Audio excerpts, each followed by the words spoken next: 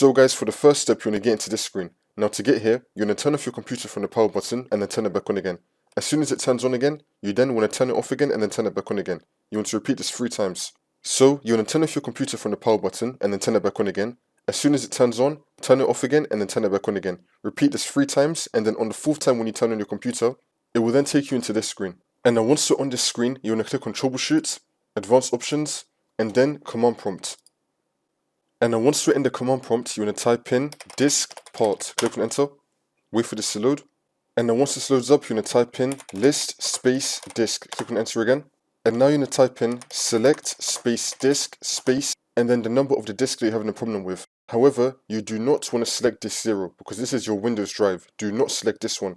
Select the other disk that you're having a problem with. You're going to know which disk is which by the size.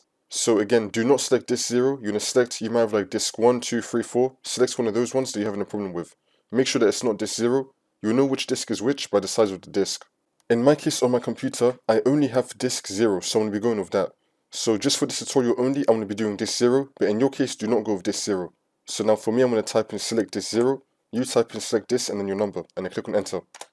And now you're going to type in clean, click on enter again, and then once you've done that, we can just close out of this. And yeah, the problem should now be fixed.